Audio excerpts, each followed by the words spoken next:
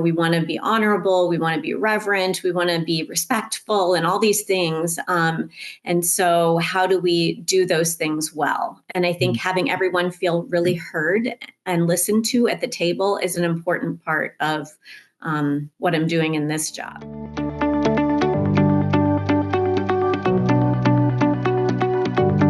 Hey guys, it's Matt Helton with One Trust Home Loans, your reverse mortgage experts. And I have my friend Miss Amy Davis here, and she's a senior care advisor with Senior Provisions. And she's going to share with you what she does to serve seniors, help them have some great decisions and great choices with housing in their golden years. So Amy, how are you doing today?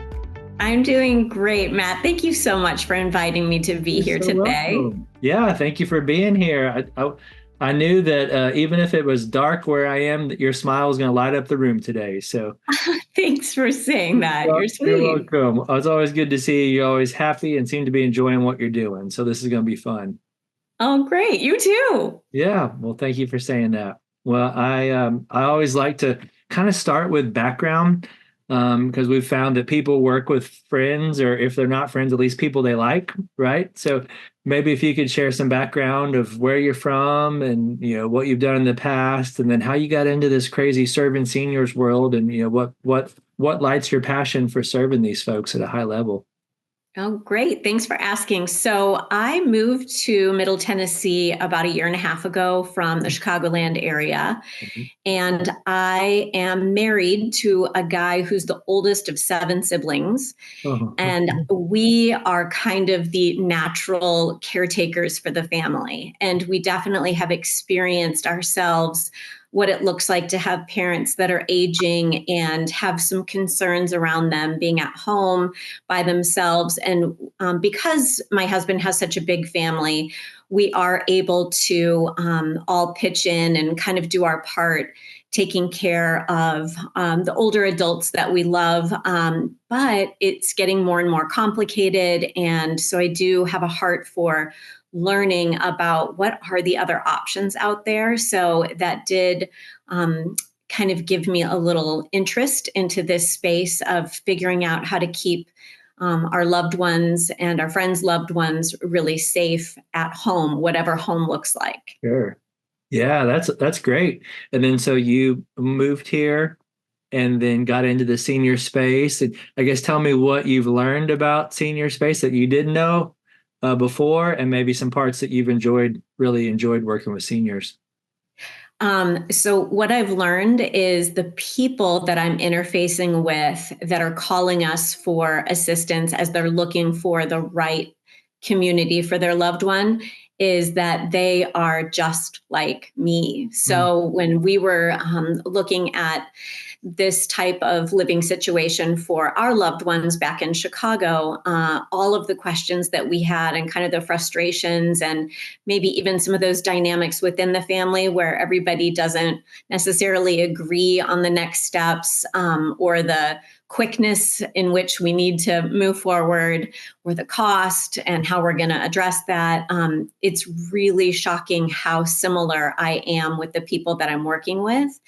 But that really helps because I've actually walked the path just ahead of them a bit and can relate very genuinely to what they're going through and offer some advice on how we managed some of the trickier parts of this whole process. And hopefully that gives them some peace of mind that I'm not trying to get them to agree to do something that I wouldn't have done for my own loved one, but that I have seen the benefits. That completely makes sense. Yeah, that's right. Yeah, it seems, most people, one of the most challenging parts of any job is relating to your clients, or just having that, if your client can tell you're empathetic, you understand where they're coming from. And empathy is hard to fake, right? If you've been there before, that really shows them a lot that you know where they're coming from. So that's awesome.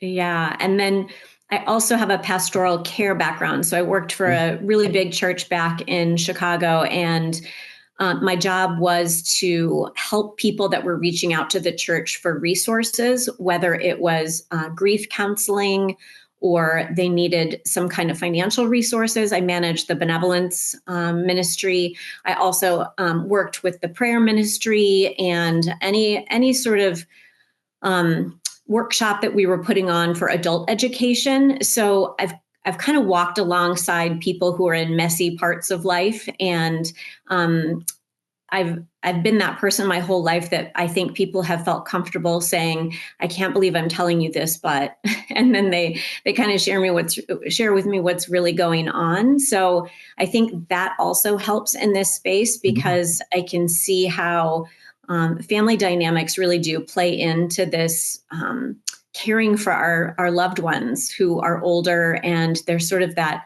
we want to be honorable, we want to be reverent, we want to be respectful, and all these things. And so how do we do those things well? And I think having everyone feel really heard and listened to at the table is an important part of what I'm doing in this job. Yeah, that's perfect. Yeah, definitely.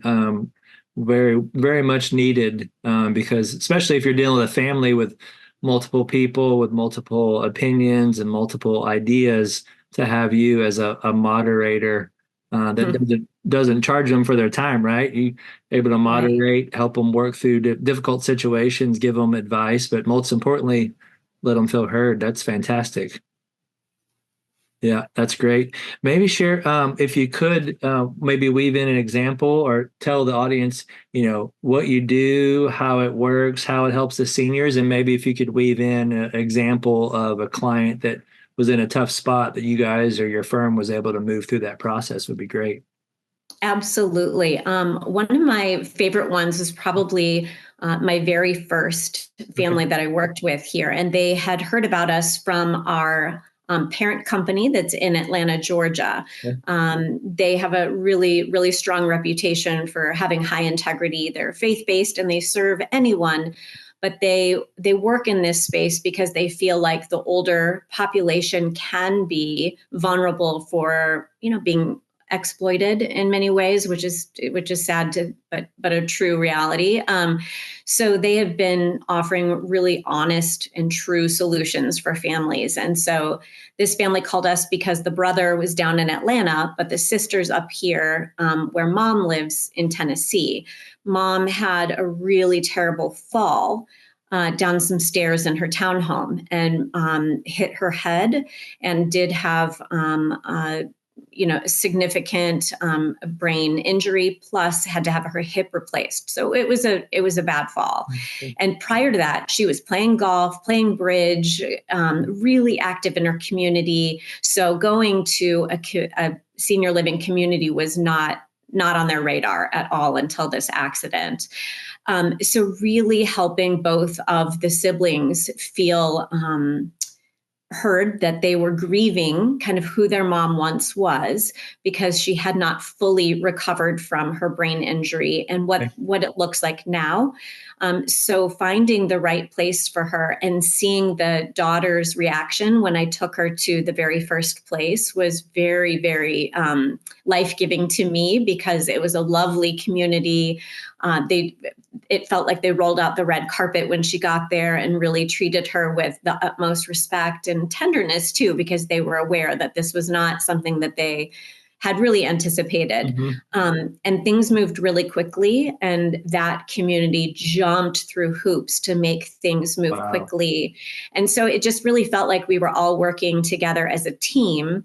And mom got out of the skilled nursing and went directly to this senior living community. And she was actually going to be there just for 30 days for a respite stay. But she ended up loving it so much when she got there that she has become a permanent resident. And I think she's a delightful addition to that community, because she is outgoing and social and making a lot of friends and really taking advantage of everything that the community has to offer. And it just feels like such a good fit. It was a nice win for me, being new in this space and being new in Nashville, and just seeing how cohesive we all kind of worked together. And it just felt like a really big win. So that's I had fun with cool. That one. Yeah, that is so cool. Well, maybe share too, the way I've described it, and maybe describing it, it's like the facilities would be like almost the listing agent on real estate. And then what you would be is more like the buyer's agent, the consultant to be able to walk them through that process. I guess anything to add to kind of how you could describe, what you guys do? Yeah, that's a really good analogy. And I love that you put it that way because I think that helps people understand what we do.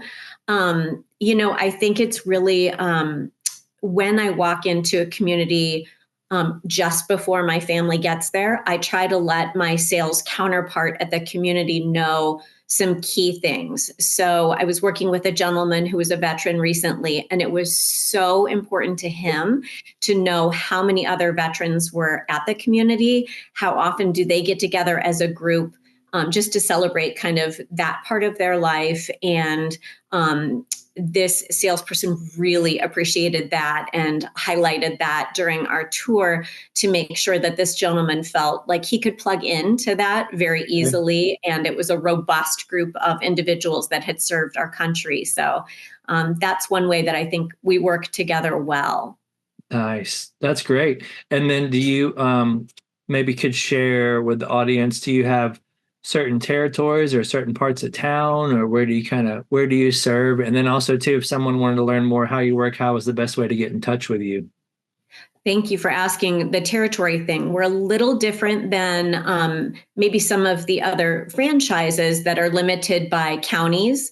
We're a small mom and pop family owned business. So we're really just serving Middle Tennessee as far as I can go as one person. So I've really covered Franklin quite a bit since I live in Franklin, Brentwood, Nashville. I have been up to Hendersonville, Mount Juliet, which I've been corrected in saying properly, Mount Juliet instead of Mount Juliet.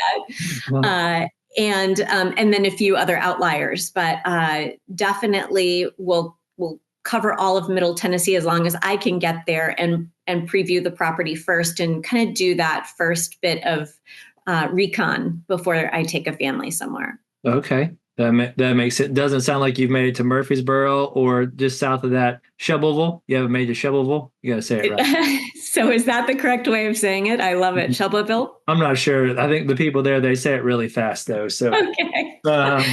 and then if you go down, there's some water. You got to turn right there. You got to turn at that creek. Make sure the creek, of course, right?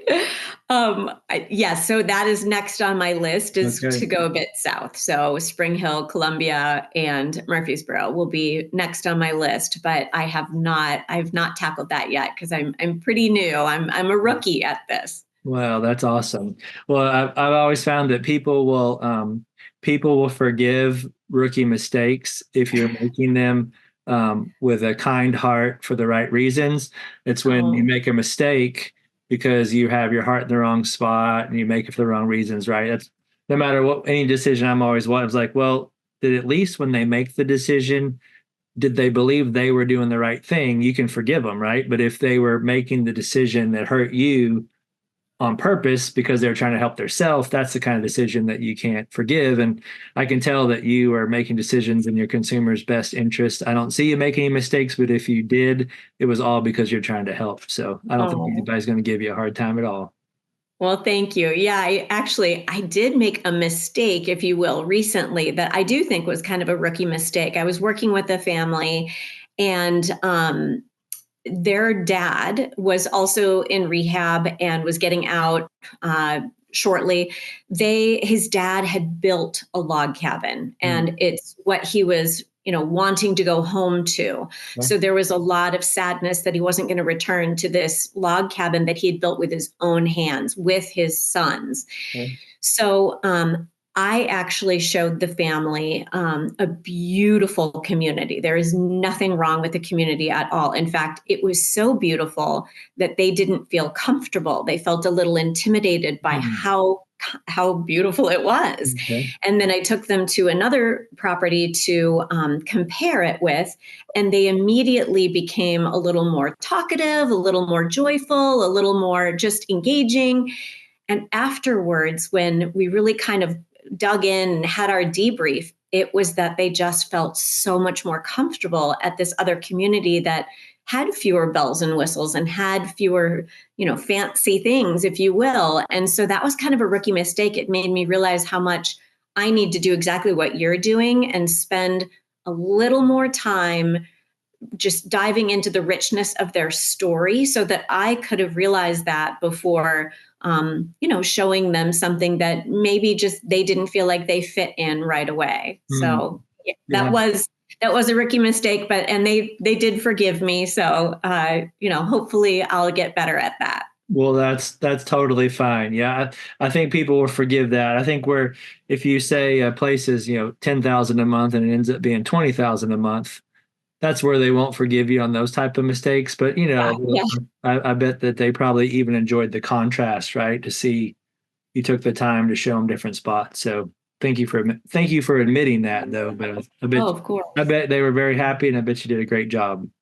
Thank you. Actually, it's still in the works. I think move-in is actually tomorrow, so Oh, I'll go nice. celebrate that with them tomorrow. But I think it'll be, certainly one to stay close alongside them, because I think that not going home to that log cabin really is kind of a tough deal. So I want to Mm. make sure that I'm sensitive to that. Makes sense. No, that makes sense. Well, it sounds like you've shared some different qualities that you have, but maybe if you could share, I like to ask it this way, is maybe some qualities that you have, I like to call them your superpowers, that's allowing you to get this off the ground and to do such a great job helping these people. I think I haven't ever met a stranger. Okay. So that might be my superpower. Is I definitely befriend people quickly and easily. And that definitely is apparent that that's something I need to do in my role, because I need so many resources from my families. I need trusted home health to add to their care. I need hospice eventually for some of these families that I'm working with. I need trusted people like you that can help with the real estate aspect of, selling someone's home when they finally move to a community. I need lots of pieces. And so that might be it, is being able to befriend some really strong comrades within this space, taking care of older adults. Sure. And I think that's going to work well. That makes sense. That makes sense. Yep. You can never have too many friends, right? I absolutely cannot have too many friends. Yeah, that's great. Well, I know you asked earlier about like how what we do kind of fits into kind of the pieces of the puzzle. So just to kind of give you a little background, is that I always explain to people that what we do is, most everyone's heard of FHA loans before, whether it's your Yes. first house or your kid's first house. They've kind of know FHA is for the low down payment first time home buyers. Well, there's another side of FHA that most people don't know about because it's not used as much. There's the senior side. So there's the get you in the house. Then there's the other side, which is how do we keep you in the house and how do we help you have a good retirement side. So that's where we specialize, is on the senior side.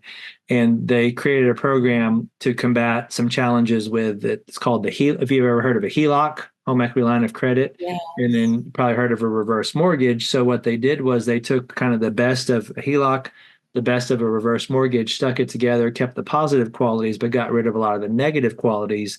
So meaning that folks that are 62 and older in most states, some states there's other programs at 55, but we usually just say 62. 62 and older can get access to some of their equity. They can either use it for a purchase or a refinance, and then they can get a line of credit like a HELOC. But the challenge with the HELOC is a lot of times in 10 years, the bank wants their money back. You may have a big monthly payment. The rates are variable. And if the economy changes, the bank can actually freeze the money you thought you get the HELOC. They can actually close it. So they corrected all those things. There's not a big varying monthly payment. There's not a situation where they can freeze these, and they're never due and payable. They're only due if you ever sell the house, or if you decide, or if you pass the home on to the next generation, they're due, but there's no big ending date. So your seniors can get access to money. But then it also has the positive of reverse mortgages is you don't have to make a monthly payment. Most people know that, right? So they took that positive, but got rid of any negative. You've heard of reverse mortgages, meaning your consumer still owns the house. They can sell the house whenever they want. And if something happens to them, they can pass the home on to the next generation. So basically you have a line of credit that you can get money to pay for things like in-home care, to pay for senior care, to buy long-term care insurance, basically provide use your equity to pay for senior services. But the challenge in today's world, rates are so high on most loans that if you borrow against your house, you have a huge payment, and most of our seniors won't qualify, let alone if they qualified, want to write that check every month so they can get access to the money, but they don't have this monthly payment. And then if something happens to them, they're still able to pass on a good chunk of the equity to the next generation. How much do they have to own their home outright in order to qualify for this type of So loan? yeah, so the reason why we can pass on a lot of equity is because we can only start. We usually it's based on their age, but they can only borrow between probably 30 and on the upper end, if rates go down a little bit, 50% of the value of the home. So it's usually in that an average would be about 40%. So they don't have to have it paid off, but if they already owe 60% and they come to do one of these loans and I can only give them 40%, doesn't do them any good, right? Because they're off by 20%. They're short. Does that make sense? It does, But we yes. do have a lot of people that maybe they come to someone like you, they're not sure if they're going to go to facility or if they're going to stay at home. Like, well, we're not ready for that yet. And then maybe they're like, well, we need to save money to move in the future. But if they still have a mortgage payment, we could do a loan to pay off their mortgage. And if it's $1,000 a month, that's $1,000 a month. They either have to save, they have to spend on the grandkids, $1,000 a month for fun, or that's $1,000 a month that they could start to put without changing their budget a penny. They could put towards their in-home care if they have somebody helping them. That's really helpful. Yeah.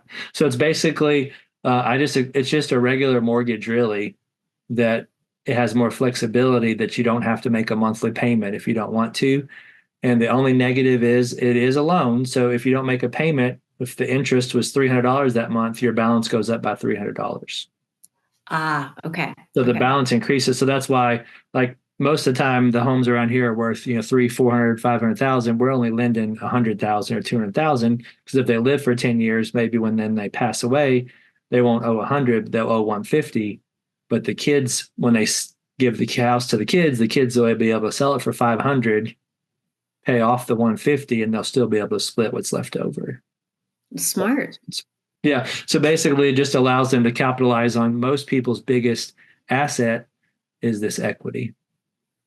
And then so they can also probably use some of that money to make some changes and modifications within their home, because that's what I'm seeing too, Yeah. is that just the safety aspect of keeping them at home is costly. Yeah. So you want to make sure that they have access to money to be able to ensure their safety physically Exactly. too, and in addition to some care. Yep. So how we could work together too on it would be if you have, so ours, people have to stay in their house, but only one of them. So it's usually the guy's in bad health. The wife probably lives another 15 years, right? So the wife maybe wants to stay home, but needs to put their husband and needs more care than they can handle at home. So they could harness some of their equity to pay for the care for their husband. And then let's say that they want to stay at home another 5 years, there's still going to be equity when in 5 years they sell the house and then she moves in to the same facility or moves somewhere else. That is so helpful. I'm glad that you mentioned that part, because that is something I come across so often. Is one of the parents, usually of the adult children, is still okay to be at home and wants to stay home, but they're fatigued from taking such good care of their spouse, who is definitely requiring a little more than they're able to give. So getting them into a safe environment, this would answer that. So thank you for Makes imparting that sense. wisdom Yeah. on me. You're welcome. You're welcome. So they could use the money to have someone come in, help out with their spouse. The challenge is with that's a great scenario, but it's also there's no separation. So they could feel like they're even though they're not in a hospital, they're living in like a hospital environment, right? Right. So they could have their space, put their spouse with great care in a facility where they could go visit them, but they still have their separation where they're going to maybe feel better or feel healthier for longer. Everyone has their own way that they want to do it, but that's definitely a scenario.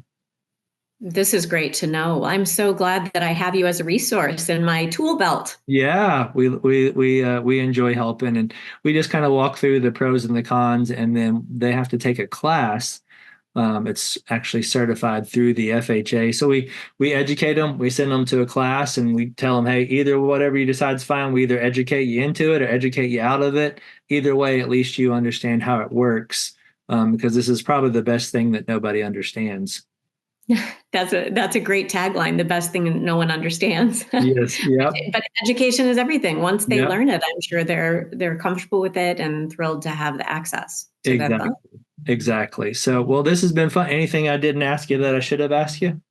No, you've done such a great job, and you're so gracious to have me and some of my counterparts on here, so we can all learn more about each other's business, because it really does take time sitting down and listening what we both are offering the older adults here in Middle Tennessee. So I appreciate what you're doing. It's a gift. Well, thank you for saying that. And yeah, so we should we'll do this, and we can get your whole team, get your whole team on here someday. That would be great. They'd love it. Yeah, we love that. Well, thank you so much for doing this. Keep up the great work. Oh, you too, Matt. I hope to see you again soon. Yes, ma'am. And thank you for watching the Serving Senior podcast, where we highlight these awesome people like Miss Amy that serve seniors at such a high level. Thanks again. Have a great day. Talk to you soon. Bye. Hey, Amy. Bye. Hey, this is Matt Helton with OneTrust Home Loans, home of retirement mortgage solutions. And we really do appreciate you checking out the Serving Seniors podcast today. Now, please go to the description down in the body of the podcast where you can subscribe to get future shows. Please click that notification button so you get notified when other shows drop. And also, if you can go to servingseniourspodcast.com, and we'd love to hear a comment about our show. We have a heart to serve seniors, and we have a heart to make sure seniors don't just survive retirement, don't just get by in retirement. We want to show seniors how to thrive in retirement.